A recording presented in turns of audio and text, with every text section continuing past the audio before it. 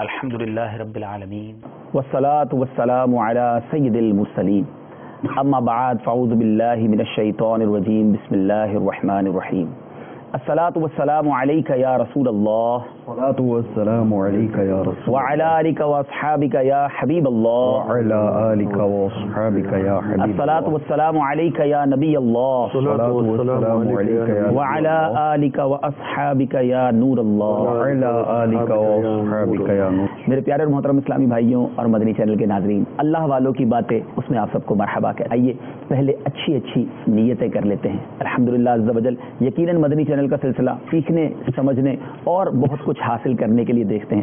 الحمدللہ عز و جل آج کے سلسلے میں تلاوت قرآن پاک بھی ہوگی، نعتیں بھی ہوں گی، انشاءاللہ روحانی علاج بھی بتایا جائے گا، اور ان تمام چیزوں کو سننے اور دیکھنے کے لیے ہم اچھی نیتیں کر لیتے ہیں. یہ نیت کرتے ہیں انشاءاللہ کہ توجہ کے ساتھ تلاوت قرآن پاک سنیں گے انشاءاللہ عز و جل. جب نعت رسول مقبول پڑھی جائے گی توجہ کے ساتھ سرکار دو عالم صلی اللہ علیہ وسلم کے عشق میں ڈوب کر اس کو سننے کی کوشش کریں گے. اسی طرح یہ بھی نیت کرتے ہیں انشاءاللہ کہ امر بالمعروف اور نہی عن المنکر کریں گے، اور وہ اسلامی بھائی جن کو کوئی مدنی پھول عطا کیا جائے وہ بھی یاد رکھیں کہ ہم انشاءاللہ ان مدنی پھولوں کو اپنے دل کے مدنی گلدستے میں سجاتے جائیں گے. جب درود پاک پڑھایا جائے گا آقا و مولا صلی اللہ تعالی علیہ وسلم کی ذات والا تبار پر درود پاک کا نذرانہ بھی پیش کریں گے. ایک اور نیت کر لیجئے، مدنی چینل کے ویسے بھی تمام سلسلے بڑے پیارے ہیں، مدنی پھول لکھنے کی عادت ڈالیے. اور آج اسپیشلی اللہ والوں کی باتیں، فرینڈز آف اللہ سلسلے میں ہم آپ کو کچھ مدنی پھول لکھوائیں گے. جی ہاں، وہ کیوں لکھوائیں گے وہ بھی آپ کو بتائیں گے، لیکن آج آپ یہ نیت کر لیں انشاءاللہ کہ آج کے سلسلے کے ہم مدنی پھولوں کو بھی نوٹ کرتے چلے جائیں گے. اللہ تعالیٰ سے دعا ہے اس سلسلے میں ہمیں اچھے انداز سے نیکی کی دعوت پہنچانے کی توفیق عطا فرمائے، اور گناہوں سے محفوظ رہ کر اچھی گفتگو کرنے کی توفیق عطا فرمائے. صلو علی الحبیب صلی اللہ تعالی علی محمد صلی اللہ علیہ وسلم. مفتی صاحب، ہماری تھوڑی دیر پہلے گفتگو ہوئی تھی کہ today's topic is the creation of world and also the creation of حضرت آدم علیہ السلام. حضرت آدم علیہ السلام کی پیدائش کیسے ہوئی؟ ظاہر ہے کہ بظاہر یہی کہا جاتا ہے کہ آدمی لوگ اسی لیے کہے جاتے ہیں کہ ہم آدم علیہ السلام کی اولاد ہیں. تو بہت ساری باتیں ہیں مفتی صاحب. پہلے تو جو آپ نے آیت تلاوت کی، اگر اس کا ترجمہ بیان ہو جائے، کچھ اس کی روشنی میں ہمیں بتائیں. اگر کریشن آف ورلڈ پہ پہلے بات کر لی جائے، پھر کریشن آف حضرت آدم علیہ السلام، جیسے آپ بہتر سمجھیں. انشاءاللہ ابھی ان آیات کا ترجمہ اور مختصر سی تفسیر عرض کروں گا. پھر اس کے علاوہ قرآن پاک میں دیگر کئی مقامات پر، بہت ساری جگہوں پر تخلیق کائنات اور تخلیق انسان کے بارے میں آیات موجود ہیں. انشاءاللہ ان پر بھی ڈسکشن کریں گے.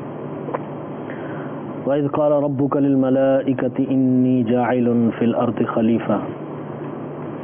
And remember, O Muhammad sallallahu alayhi wa sallam, when your Lord said to the angels, indeed I will make upon the earth a successor. قالوا أتجعل فيها من يفسد فيها ويسفك الدماء ونحن نسبح بحمدك ونقدس لك قال إني أعلم ما لا تعلمون. They said, will you place upon it one who causes mischief and bloodshed therein, while we declare your praise and sanctify you? He replied, surely I know that which you know not. وعلم آدم الأسماء كلها ثم عرضهم على الملائكة فقال أنبئوني بأسماء هؤلاء إن كنتم صادقين. Allah taught Adam alayhi salam the names of all things. Then he showed these to the angels and said, inform me of the names of these if you are truthful. قالوا سبحانك لا علم لنا إلا ما علمتنا إنك أنت العليم الحكيم. They said, exalted is you. We have no knowledge except what you have taught us. Indeed, you alone are the all-knowing, the wise. قال يا آدم أنبئهم بأسمائهم فلما أنبأهم بأسمائهم قال ألم أقل لكم إني أعلم غيب السماوات والأرض وأعلم ما تبدون وما كنتم تكتمون. He, Almighty Allah said, O Adam, inform them of the names of these things. When he, the Adam alayhi salam, informed them the names of all these things, Allah Azza wa Jal said, did I not tell you that I know all the hidden mysteries of the heavens and the earth, and I know whatever you disclose and whatever you conceal. وَإِذْ قُلْنَا لِلْمَلَائِكَةِ اسْجُدُوا لِآدَمَ فَسَجَدُوا إِلَّا إِبْلِيسَ أَبَى وَاسْتَكْبَرَ وَكَانَ مِنَ الْكَافِرِينَ. And recall, O Muhammad, when we ordered the angels to prostrate before Adam, all of them prostrated except Iblis. He refused and was arrogant and became of the infidels. अब आप तो हमारे English नाजरीन को लेके चल रहे हैं. तर्जमा कंजुल ईमान यकीनन आपने इंग्लिश में बयान किया होगा. मैं चाहता हूँ हमारे उर्दू नाजरीन के लिए भी तर्जमा कंजुल ईमान उर्दू में मैं बयान कर दूँ इन्हीं आयतों का. बहुत प्यारा, बहुत तारीखी, हम कह सकते हैं कि हिस्टोरिकल एक वाक़या है और वाकई हम सबको पढ़ना चाहिए. मैं इसका तर्जुमा बयान करूँगा, इस पर डिस्कशन होनी है, लेकिन इससे एक एहसास ज़रूर होगा कि अगर कुरान पाक को हम अच्छे अंदाज से पढ़ें, उसका तर्जुमा पढ़ें, उसकी तफसीर पढ़ें, तो बहुत कुछ है, बहुत कुछ है और हमारे लिए मालूमात के ख़जाने हैं. बाज़ औक़ात हम सवालात एक दूसरे से कर रहे होते हैं, ये हुआ था, कैसे हुआ था या नहीं हुआ था. अगर कुरान पाक पढ़ा होता तो बिल्कुल वाज़ेह हो जाए कि क्या हुआ था. आइए ज़रा सुनते हैं कंजुल ईमान शरीफ. सुभान अल्लाह, आशिक माह रिसालत, मुजद्दिद दीन व मिल्लत, परवाना शम रिसालत, मेरे आका नेमत इमाम अहमद रज़ा ख़ान अलैहि रहमतुर रहमान का तर्जुमा कुरान है. हर घर में होना चाहिए. आशिक रसूल के कलम से लिखा गया तर्जुमा है. लिखते हैं, और याद करो जब तुम्हारे रब ने फरिश्तों से फरमाया मैं ज़मीन में अपना नाइब बनाने वाला हूँ. बोले क्या ऐसे को नाइब करेगा जो उसमें फसाद फैलाए और खून रेजियाँ करे, और हम तुझे सराहते हुए तेरी तस्बीह बयान करते और तेरी पाकी बोलते हैं. फरमाया मुझे मालूम है जो तुम नहीं जानते. और अल्लाह ताला ने आदम को तमाम अशिया के नाम सिखाए. फिर सब अशिया मलाइका पर पेश करके फरमाया सच्चे हो तो इनके नाम बताओ. बोले पाकी है तुझे, हमें कुछ इल्म नहीं मगर जितना तूने हमें सिखाया, बेशक तू ही इल्म व हिकमत वाला है. फरमाया ए आदम बता दे इन्हें सब अशिया के नाम. जब आदम अलैहिस्सलातु वस्सलाम ने इन्हें सब के नाम बता दिए, फरमाया मैं ना कहता था कि मैं जानता हूँ आसमान और ज़मीन की सब छुपी चीज़ें, और मैं जानता हूँ जो कुछ तुम जाहिर करते और जो कुछ तुम छुपाते हो. और याद करो, फिर सरकार सल्लल्लाहु अलैहि वसल्लम से खिताब है, जब हमने फरिश्तों को हुक्म दिया कि आदम को सजदा करो तो सब ने सजदा किया सिवाय इबलीस के. मुनकर हुआ और गुरूर किया और काफिर हो गया. हज़रत आदम अलैहिस्सलाम के खलीफा बनाने का इसमें जिक्र और इबलीस के काफिर होने का इसमें तज़किरा. क्या फरमाते हैं इस बारे में? सबसे पहले तो आयत करीमा का आगाज़, द बिगिनिंग जी, वो ऐसी है कि आशिकान रसूल के दिल खुशी से बाग़े मदीना हो जाते हैं. सुभान अल्लाह, सुभान अल्लाह, सुभान अल्लाह. वइज़ क़ाल रब्बुका लिल मलाइकति, और याद कीजिए, रिमेंबर ओ मोहम्मद. सही, रिमेंबर व्हाट, आला हज़रत, और याद करो, याद करो. ठीक है. याद तो वो चीज़ करवाई जाती है ना जो पहले से इल्म में हो. सुभान अल्लाह, सुभान अल्लाह. वो इल्म की इब्तदा नहीं होती. There is not an initiation of knowledge, that's not a beginning of knowledge. Remember का लफ्ज बोला ही वहाँ जाता है जहाँ रिमाइंडर देना हो. सुभान अल्लाह, सुभान अल्लाह. तो जब the dialogue took place between Almighty Allah Azza wa Jalla and angels, सुभान अल्लाह, तो सरकार दो आलम सल्लल्लाहु अलैहि वसल्लम उस गुफ्तगू को मुलाजा फरमा रहे थे, देख भी रहे थे. सुभान अल्लाह, सुभान अल्लाह. इसलिए तो वो याद करवाई भी. क्या बात है, क्या बात. तो ये वो जो अल्हम्दुलिल्लाह अकीदा अहले सुन्नत है उसकी तायीद होती है. ठीक है कि कुन्तु नबिय्यम व आदम बैन रूह वल जसद. सुभान अल्लाह, सुभान तो अल्लाह. मैं उस वक्त भी नबी था जब आदम अलैहिस्सलाम रूह और जिस्म के दरमियान में थे. That mean that the process of soul being put into his body was taking place and I was appointed as Nabi. सुभान अल्लाह. तो ये तो इब्तदा है इस कलाम की. और फिर यह कि इन्नी जाइलुन फिल अर्द खलीफा, कि I will make upon the earth a successor, एक खलीफा. ठीक है. अब वो ज़ाहिर है खलीफा तभी कोई बनेगा जब उसकी तख्लीक होगी. तो इसके अंदर अगरचे बज़ाहिर खल्क या तख्लीक के अल्फाज मौजूद नहीं हैं, लेकिन ज़िमनन इससे यही साबित हो रहा है कि अल्लाह अज़्ज़ा वजल तख्लीक आदम अलैहिस्सलाम की बात इरशाद फरमा रहा है. जी. और फिर ان آیات کی تفسیر میں علماء اکرام نے لکھا ہے کہ اس سے یہ پتہ چلا کہ فرشتوں کو بھی اللہ تعالیٰ نے علم غیب عطا فرمایا تھا، کہ جب فرشتوں نے یہ کہا نا کہ ایسے کو پیدا کرے گا جو زمین میں فساد پھیلائے گا اور خون ریزیاں کرے گا، تو یہ تو مستقبل میں ہونے والا تھا نا، یہ آلریڈی ہو تو نہیں چکا تھا، صحیح، تو ان کو کیسے پتا چلا؟ تو اس سے فرشتوں کا علم غیب ثابت ہوا جو اللہ تعالیٰ نے ان کو عطا فرمایا. جو ہونے والا تھا وہ بات کر رہے تھے، جو ہونے والا تھا وہ یہی تو بتا رہے تھے، کوئی گیس تو نہیں لے رہے تھے ٹھیک کہ ممکن ہے کہ ایسا ہو، بلکہ انہوں نے کانفیڈینس کے ساتھ کہا کہ یہ ایسا کریں گے. گویا کہ وہ شو تھے، ان کے علم میں یہ بات آ چکی، اللہ کی عطا سے وہ بتا رہے تھے. اللہ کی عطا سے، تو اللہ کی عطا سے انبیاء، اولیاء، فرشتوں سب کو علم غیب ملتا. سبحان اللہ، یہ بھی ان آیات سے ثابت ہو رہا ہے. کیا بات ہے. اور پھر اس میں یہ بھی ثابت ہو رہا ہے کہ مشورہ جو ہے، واہ، it is a divine habit. سبحان اللہ، سبحان اللہ، واہ واہ، کہ اللہ تعالیٰ نے فرشتوں سے مشورہ کیا، حالانکہ وہ اس کا حاجت مند نہیں ہے. کیا بات، کو حاجت نہیں ہے، لیکن اس میں ہمارے لیے یہ سبق ہے واہ، کہ ہم اپنے معاملات میں ایک دوسرے سے مشورے کریں. مشورہ کرنے سے اور مشورے کی برکت بھی آ رہی ہے، اور اپنے سے چھوٹوں سے مشورہ بھی کیا جائے. یہ نہ سمجھا جائے کہ میں ہی عقل کل ہوں. اگر ایسا بھی بندہ ہو جو بظاہر اسٹیٹس میں ہم سے کم ہے تو اس سے مشورہ لینے میں حرج نہیں. ماشاء اللہ. اور پھر ایوری پارٹیسپینٹ آف مشورہ has the equal right to give his opinion. ماشاء اللہ، ماشاء اللہ، تو اس کو پورا حق ہے کہ وہ اپنی رائے دیں. ماشاء اللہ. تو جو جس نے کہنا تھا وہ اس نے کہا. Alhamdulillah, in the environment of Dawat Islami, we have a system of Madani Mashwara in every majalis and every part of Dawat Islami. Majlis and Shura and all that. So this is actually very good. The divine habit, very beautiful what you say. MashaAllah, MashaAllah, MashaAllah. And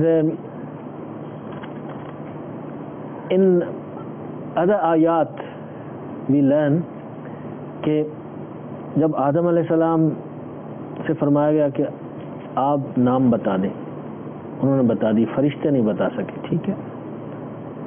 تو اس کا مطلب یہ ہوا کہ اللہ تعالیٰ کی عطا سے آدم علیہ السلام کا علم تمام فرشتوں سے زیادہ. ٹھیک. اور پھر ان میں شیطان بھی تھا، تو شیطان بھی نہیں بتا سکا. ٹھیک. تو اس کا مطلب یہ ہوا کہ آدم علیہ السلام کا علم شیطان سے زیادہ ہے. سبحان اللہ، سبحان اللہ. تو اب اگر کوئی یوں کہے کہ نعوذ باللہ شیطان ہیز مور نالج دین رسول اللہ صلی اللہ علیہ وسلم، so he can't be a believer. کہ جب آدم علیہ السلام سے شیطان کا علم نہیں بڑھ سکتا تو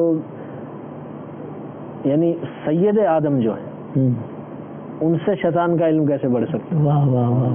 تو یہ سب باتیں بھی جو ہیں ضمناً ان آیات سے سبحان اللہ. عقیدہ اہل سنت والجماعت جگہ جگہ. حضرت آدم علیہ السلام کا علم کیا کیا سکھایا گیا. سبحان اللہ. اگر وہ تھوڑا سا اگر آپ بیان فرمائیں کہ یا مدنی چینل کے ناظرین سنیں کہ جس علم کی بات ہو رہی ہے اللہ تبارک و تعالیٰ کی عطا سے جو کچھ سکھایا گیا، پھر یہ بات بھی ذہن میں رکھیں کہ حضرت آدم علیہ السلام یقیناً میرے آقا علیہ السلام سید الانبیاء ہیں، تو ان کے علم سے کوئی مقابلہ نہیں ہے. اور علماء نے یہ بڑی ایک زبردست کمپیریزن کے طور پر بھی ایک وضاحت دی، وہ بھی بیان کریں گے کہ میرے آقا علیہ السلام اور آدم علیہ السلام کے علم کو اگر کمپیئر کیا جائے، اول تو کوئی کمپیریزن نہیں ہے، تو اس کی بڑی پیاری مثال دی، وہ بیان کریں گے آپ کو ہم. لیکن پہلے ذرا آپ سنیے کہ آدم علیہ السلام کو کیا کیا علوم سکھائے گئے، تو کچھ فہرست اس میں سے بیان ہو جائے ذرا.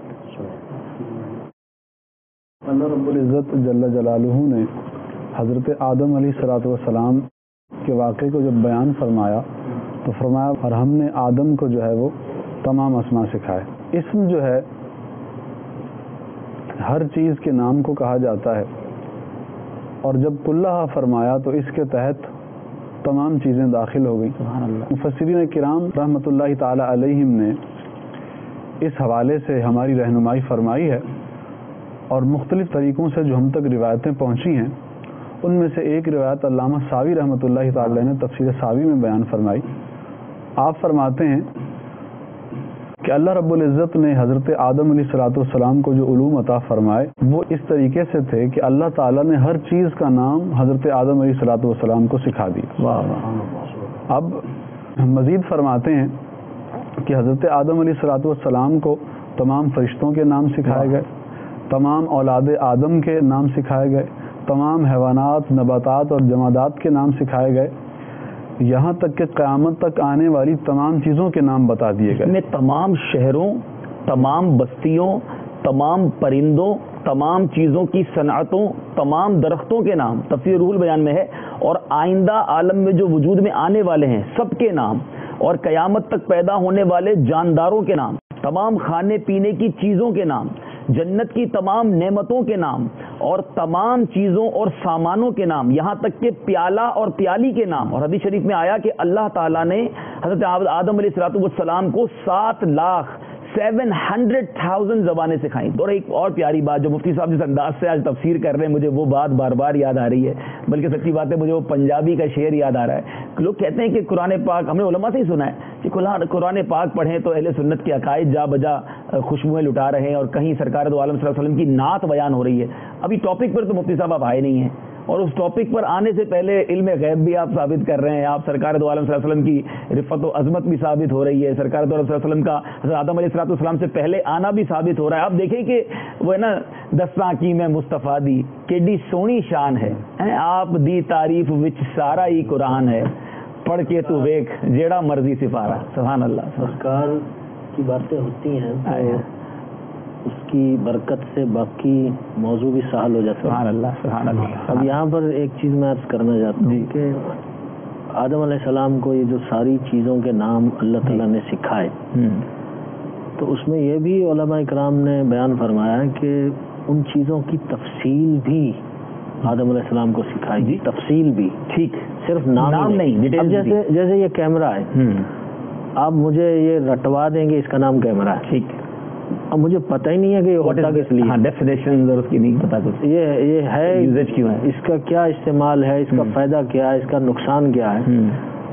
تو یہ کوئی کمال کی بات نہیں ہے کہ صرف نام آتا ہے اور اس کے بارے میں کچھ پتہ نہیں ہے۔ جی جی جی، تو کمال تو اسی میں ہے نا کہ اس کے بارے میں پتہ بھی ہو، نام بھی آتا بڑی اہم بات آپ نے، صرف نیم لسٹ نہیں پتا، ہاں، اس کی ڈیٹیلز بھی پتہ ہیں۔ ہاں، مطلب اس کا مطلب یہ ہوا کہ ہر شے کے نام مع اس کی تفصیل۔ سبحان اللہ، سبحان اللہ۔ اللہ تعالیٰ نے حضرت آدم علیہ السلام کو سکھا دیا اور آپ کے علم میں آ گئے۔ سبحان اللہ، سبحان اللہ۔ تو سرکار کے علم، اب یہاں جو فرشتوں کو حضرت آدم علیہ السلام کو سجدہ کرنے کا حکم دیا گیا، تو یہ وجہ بھی علم کی فضیلت ہے، علم حضرت آدم علیہ السلام کے پاس تھا، کیا فرمائیں گے؟ بے شک اس کی وجہ یہی ہے کہ حضرت آدم علیہ السلام سب سے بڑے عالم تھے، واہ واہ، سبحان اللہ، اور سب سے بڑے عالم کی تعظیم اللہ تعالیٰ نے فرشتوں سے سبحان اللہ، سبحان اللہ، سبحان اللہ۔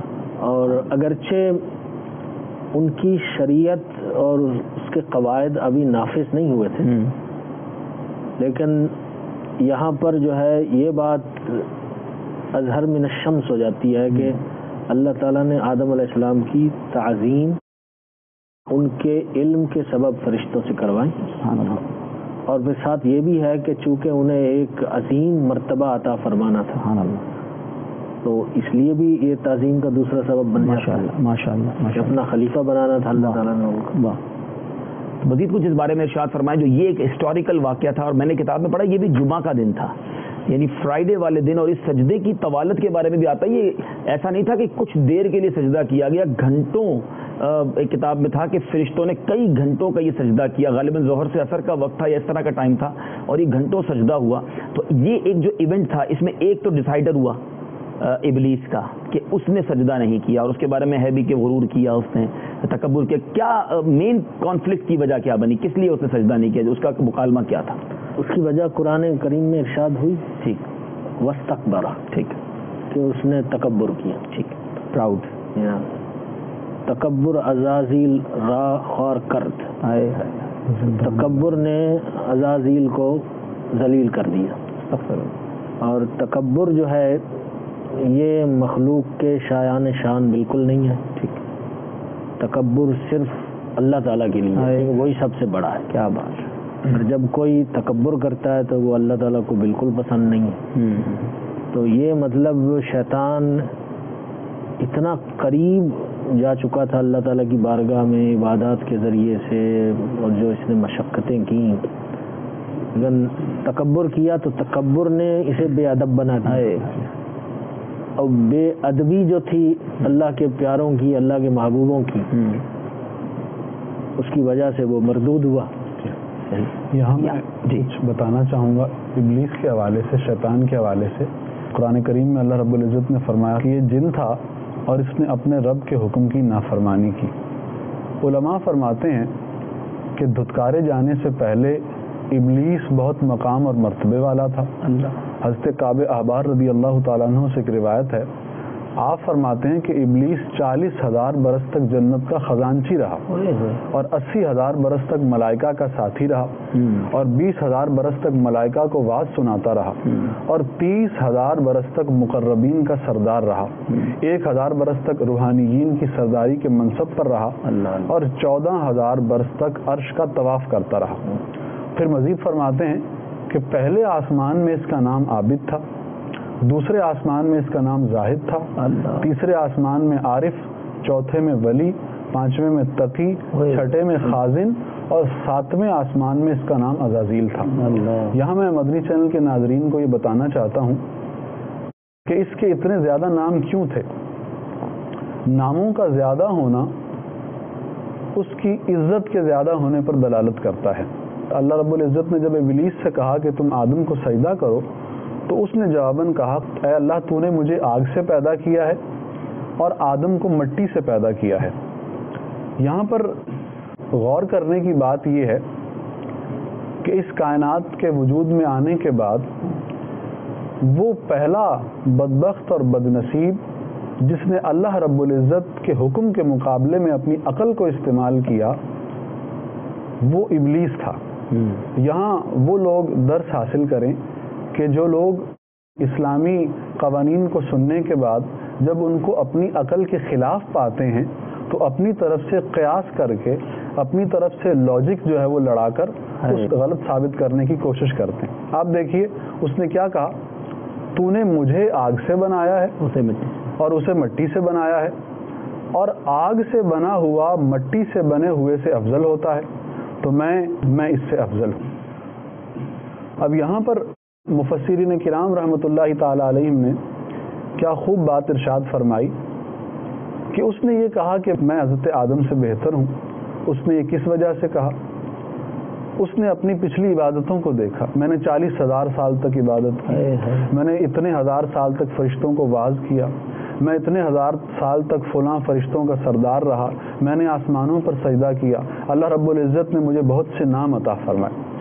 مفسرین کرام رحمۃ اللہ تعالی علیہم اجمعین فرماتے ہیں کہ اس سے ان لوگوں کو درس حاصل کرنا چاہیے اور نصیحت پکڑنی چاہیے کہ جو لوگ اپنی عبادتوں پر غرور کرتے ہیں، اور اس سے یہ بھی معلوم ہوتا ہے کہ انسان چاہے جتنا بڑا عابد و زاہد ہو جائے، تقوی اور زہد کے جس قدر اعلیٰ ترین درجے پر فائز ہو جائے، اسے ان تمام چیزوں کے باوجود اللہ رب العزت سے ڈرتے رہنا چاہیے کہ اللہ رب العزت کی جو تقدیر ہے وہ کسی وقت بھی غالب آ سکتی ہے۔ اپنے اعمال پر بھروسہ کرنا، میں بہت ہو گیا، آگے بڑھ گیا، لوگوں میں واہ واہ ہو گئی۔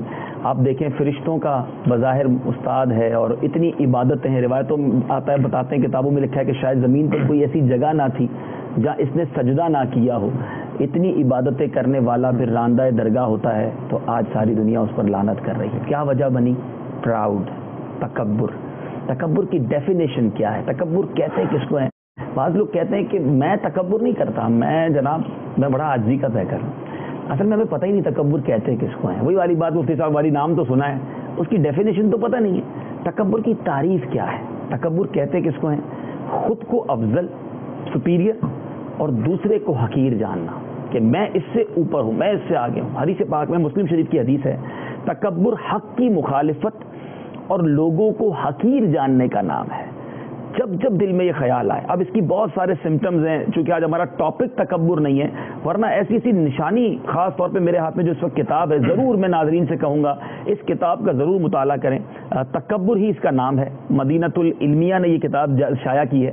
اس میں باقاعدہ نشانیاں ہیں، سمٹمز ہیں کہ جب جب آپ کے دل میں یہ خیال آئے، کوئی غریب برابر میں آ کے بیٹھتا ہے، اچھا لگتا ہے کہ برا لگتا ہے، یہ کیوں بیٹھ گیا میرے ساتھ؟ اپنا سامان خود نہ اٹھانا، میں نہیں اٹھاؤں گا سامان. یہ بھی تکبر کی ایک نشانی ہو سکتی ہے. کسی غریب کو سلام میں پہل نہ کرنا. تو بہت ساری ایسی باتیں جو ہم روزمرہ کے معمولات میں کرتے جا رہے ہوتے ہیں اور اس کے پیچھے لاجک یہی ہوتی ہے کہ میں سپیریئر ہوں, یہ میرے آگے کچھ بھی نہیں ہے, ان کا میرے سے کوئی کیلیبر نہیں ہے. جناب کلاس نہیں ہے مجھ سے بات کرنے کی. ہمارے ڈرائیورز, ہمارے خانسامہ, ہمارے چوکیدار, کون ملتا ہے ان سے جا کے؟ ہم گھر میں جاتے ہوئے دروازہ جو کھول رہا ہوتا ہے آپ کے آفس کا, کبھی آپ نے اس کو سلام کیا؟ کیوں نہیں کیا؟ کیا وہ مسلمان نہیں ہے؟ اگر وہ مسلمان ہے تو کہیں ایسا تو نہیں کہ ہم اس کو اپنے سے حقیر جانتے ہیں. آج چھوٹے لوگوں کو, غریب لوگوں کے دل توڑ دیے جاتے ہیں, چانٹا رکھ دیا جاتا ہے, گالیاں دی جاتی ہیں اگر کوئی غلطی کر لے. ارے وہ دل رکھتا ہے, ٹھیک ہے غریب ہے, ہمارا کچھ بگاڑ نہیں سکتا, لیکن قیامت کا دن اگر وہ چاہے تو اس کا ہاتھ ہوگا اور ہمارا گریبان ہوگا. ہمیں کسی کو اپنے آپ سے حقیر نہیں سمجھنا چاہیے. اور یہ جو آج ہمارا ٹاپک ہے حضرت آدم علیہ السلام کا جو یہ واقعہ اور ابلیس کا جو مردود ہونا ہوا, اس کے پیچھے آپ غور کیجئے کہ اتنا بڑا اس کا بیک گراؤنڈ ہے. یعنی اس کا اگر عبادت کا بیک گراؤنڈ دیکھ لیں, اس کے فضیلت کا بیک گراؤنڈ دیکھ لیں, آسمانوں پر جس کے نام ہے, آج جناب ایک وزیر بن جائے, کوئی لقب مل جائے, کوئی اسٹیٹس مل جائے, او ہو جناب اس کی تو پر لگ جاتے ہیں. لوگ کہتے ہیں جناب یہ تو بدل گئی, اس کی ٹوری چینج ہو گئی ہے. ارے یہ کیا وزارت, یہ کیا دنیا کا پیسہ, مال, دولت, حسن, طاقت, ایوری تھنگ ڈسٹروائے ہو جاتی ہے. آپ نے خود دیکھا ہوگا, جی ہاں آپ نے اپنے اطراف میں دیکھا ہوگا, بڑے خوبصورت لوگ ہوتے ہیں لیکن جب بیمار ہوتے ہیں تو ان کا حال کیا ہوتا ہے. بڑے مالدار ہوتے ہیں, کچھ ہی دنوں میں کلاش ہو جاتے ہیں. بڑے جناب طاقتور ہوتے ہیں اور پھر سب کچھ ختم ہو جاتا ہے. دینے والا کون ہے؟ مولا کریم ہے. ہمیں تو شکر ادا کرنا چاہیے. تکبر کیسا؟ اگر نعمت ملے اور پھر بندہ اس پر تکبر کرے. مفتی صاحب نے کتنی پیاری بات کی کہ یہ شان ہی رب کی ہے, بندے کا کام نہیں ہے. تو انشاءاللہ اس ٹاپک پر مزید بات کریں گے. ہم انشاءاللہ اپنے دوسرے سیگمنٹ کی طرف چلیں گے, علم والوں سے پوچھو, ask from the learned ones. Questions ہمارے پاس آپ کی کافی سارے آ چکے ہیں. ہمارے ساتھ دارالفتاء اہل سنت کے اسلامی بھائی ہیں, آئیے ان کی بارگاہ میں چلتے ہیں اور ان سے سوال پوچھتے ہیں. صلو علی الحبیب صلی اللہ تعالی علی محمد صلی اللہ علیہ وسلم. السلام علیکم ورحمۃ اللہ وبرکاتہ. وعلیکم السلام ورحمۃ اللہ وبرکاتہ. ماشاء اللہ. ہمارے ساتھ دارالفتاء اہل سنت سردار آباد سے محمد عرفان مدنی اتاری بھائی موجود ہیں. کیسے ہیں عرفان بھائی, آپ ٹھیک ہیں؟ الحمدللہ رب العالمین علی کل حال. ماشاء اللہ, الحمدللہ. مرحبا کہتے ہیں آپ کو اپنے سلسلے میں اللہ والوں کی باتیں, فرینڈز آف اللہ میں ہم نے آپ سے رابطہ کیا ہے. ہمارے پاس کچھ کویسچنز موجود ہیں جس کی آپ سے شرعی رہنمائی لینی ہے. ہمارے پاس ایک سوال حضور یہ ہے, چنیوٹ سے ایک اسلامی بھائی ہیں, وہ کہتے ہیں میرا گھر چنیوٹ میں ہے اور میں لاہور میں جاب کرتا ہوں اور ہر 1-2 ویک بعد گھر آتا ہوں, تو کیا میں مسافر کی نماز پڑھوں گا یا نہیں؟ گھر ان کا چنیوٹ میں ہے, لاہور میں وہ جاب کرتے ہیں اور 2 ہفتے بعد ایک بار گھر آتے ہیں, تو نماز کون سی پڑھیں گے جب وہ وہاں پر مرکز الاولیاء لاہور میں ہوں گے؟ تو بسم اللہ الرحمن الرحیم. اس سوال کے اندر جو مین چیز ہے وہ یہ قابل غور ہے کہ ان کی مسافت یقیناً یہ شرعی مسافت بنتی ہے جس پر نماز کو قصر کیا جاتا ہے. ٹھیک ہے. اگر چنیوٹ سے لاہور جب بھی جس ٹرن میں بھی یہ جاتے ہیں, وہاں جاتے ہوئے اگر ان کی نیت یہ ہے کہ میں 15 دن سے کم رہوں گا اور واپس آ جاؤں گا, ٹھیک ہے, تو ایسی صورت میں جب یہ وہاں پر تنہا نماز پڑھیں گے انہیں قصر کرنی ہے, اور اگر مقیم امام کے پیچھے نماز پڑھیں گے تو پوری نماز پڑھیں گے. ٹھیک ہے. اور جب بھی جس ٹرن میں بھی ان کی نیت یہ ہوگی کہ میں 15 دن یا اس سے زائد رہوں گا, تو تب یہ وہاں پر پوری نماز پڑھیں گے, امام کے پیچھے بھی اور تنہا بھی. ٹھیک ہے. تو امید ہے کہ ہمارے یہ چنیوٹ کے اسلامی بھائی جو ہیں ان کو جواب مل گیا ہوگا. نیو یارک بروکلن سے اسلامی بہن کا میسج ہے اور ان کا سوال یہ ہے کہ ہم تھرسڈے کو ختم پڑھتے ہیں, یعنی جمعرات کو ہم ختم پڑھتے ہیں مغرب کے بعد, کبھی کبھی عشاء کا ٹائم بھی شروع ہو جاتا ہے, تو کیا اس ٹائم پڑھنے سے ہمیں جمعرات میں پڑھنا شمار ہوگا یا یہ جمعے کے اندر شمار ہو جائے گا؟ پڑھتے مغرب کے بعد ہیں اور عشاء کا وقت بھی شروع ہو جاتا ہے. شب جمعہ تو غالباً شروع ہو گئی, لیکن یہ جمعرات کا وظیفہ پڑھنا گنا جائے گا یا جمعے کا کہا جائے گا؟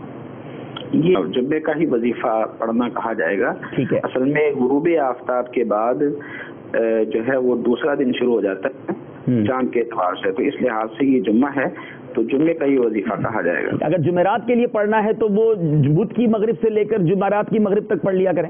جی جی بالکل ایسے. ٹھیک ہے. انشاءاللہ مزید اس پر آپ سے بھی مدنی پھولم روحانی علاج والوں سے بھی لیں گے. بہت شکریہ. ایک اور سوال حضور ہمارے پاس یہ ہے کہ ایک اسلامی بھائی ہیں محمد ساجد بھائی, اسلام میں سیونگ کی کیا اہمیت ہے، یعنی بچت کی جا سکتی ہے کہ نہیں، اور کیا اولیاء اللہ کے نزدیک سیونگ کی، بچت کی کیا حیثیت ہے؟ تو اس کا کچھ ہمیں کانسیپٹ کلیئر کریں کہ کیا ایک مذہبی شخص اسلام کو فالو کرنے والا سیونگ کر سکتا ہے کہ نہیں؟ سیونگ کرنے میں حرج تو نہیں ہے، اس میں دو صورتیں ہوتی ہیں. ایک تو یہ ہے کہ اس کی نیت ہی توکل کے خلاف ہے. ٹھیک ہے. اللہ تبارک و تعالیٰ پر بھروسہ ہی نہیں ہے، سب کی رزق کا ذمہ اس نے لیا ہے.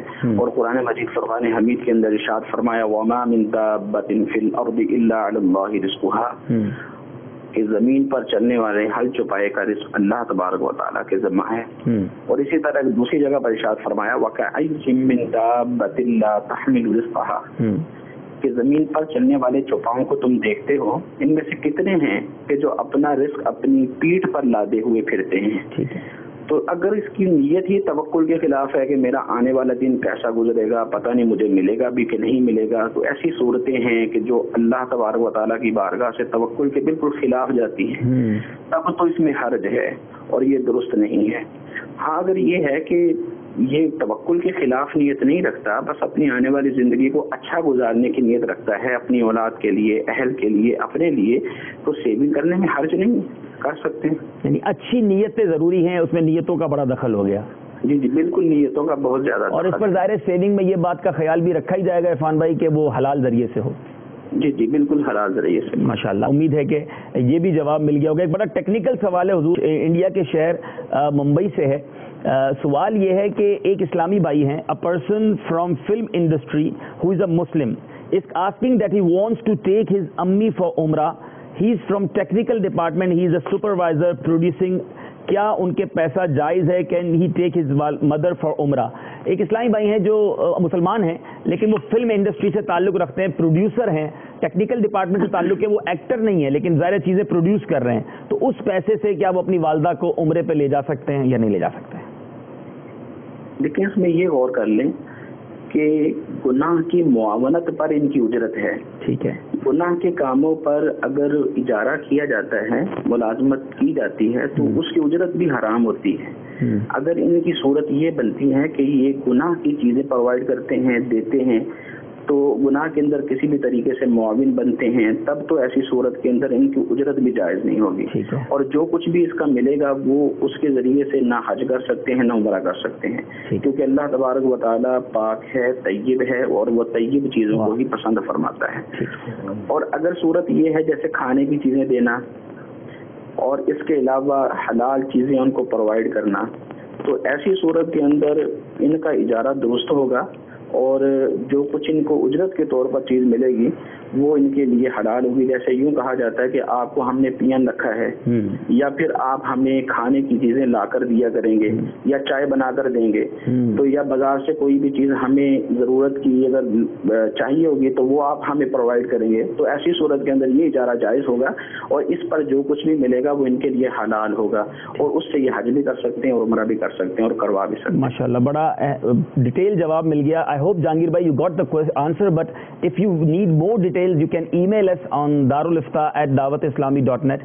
آپ ہمیں تفصیلاً میل بھی کر سکتے ہیں تاکہ اگر آپ اس میں مزید وضاحت کرنا چاہتے ہیں ہم انشاءاللہ آپ کو ریٹن میں بھی جواب دیں گے. ہم اجازت لیتے ہیں. عرفان بھائی بہت شکریہ، اللہ تعالیٰ آپ کی کوششوں کو قبول فرمائے. پھر آپ کی بارگاہ میں اللہ والوں کی باتیں سلسلے میں حاضری دیتے رہیں گے انشاءاللہ. السلام علیکم ورحمۃ اللہ وبرکاتہ. وعلیکم السلام ورحمۃ اللہ وبرکاتہ. مفتی صاحب، حضرت آدم علیہ الصلوۃ والسلام کا جو واقعہ، جو جنت سے زمین پر تشریف لانے کا واقعہ تھا، کچھ اس کو اگر بیان فرمائیں. سب سے پہلے تو ہمیں یہ عقیدہ رکھنا کہ تمام انبیاء علیہ السلام معصوم ہیں، they are sinless.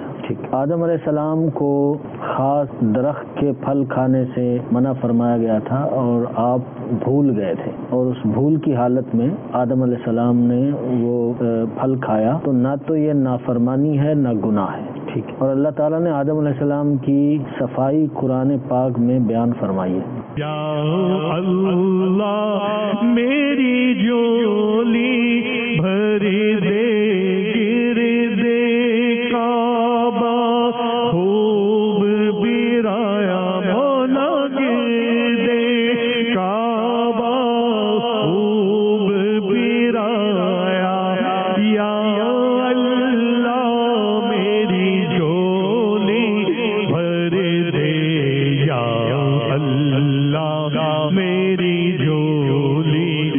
بھر دے یا اللہ میری جھولی بھر دے